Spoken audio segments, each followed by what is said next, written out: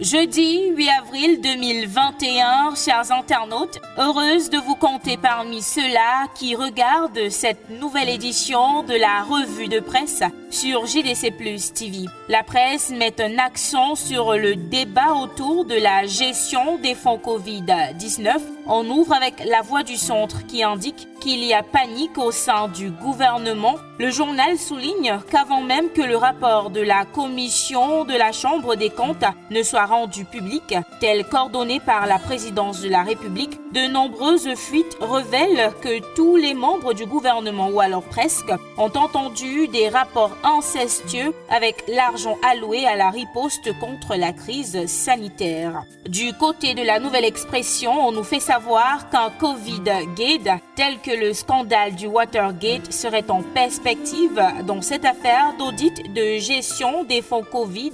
Le journal écrit qu'en sollicitant successivement et en même temps 3 institutions pour faire la lumière sur la gestion du Covid-19, des dirigeants camerounais dévoilent qu'il y a du feu dans la maison. Covid-19, la vague de fonds, c'est le titre en une du quotidien Mutation qui lui aussi parle de l'audit sur la gestion des fonds Covid imposé par le Fonds monétaire international pour un deuxième déblocage.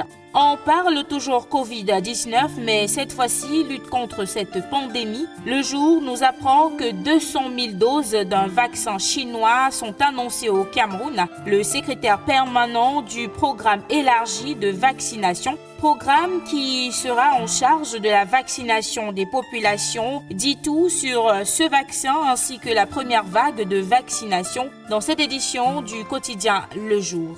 On poursuit cette édition de la revue de presse sur JDC Plus TV en parlant de toute autre chose avec le quotidien Émergence qui fait savoir que dans l'extrême nord, les civils sont en danger. Un rapport de Human Rights Watch indique que 80 personnes ont péri dans des attaques de la secte islamiste Boko Haram entre le 25 janvier et le 25 février. L'organisation non gouvernementale appelle les pouvoirs publics à revoir la stratégie de riposte contre cette secte.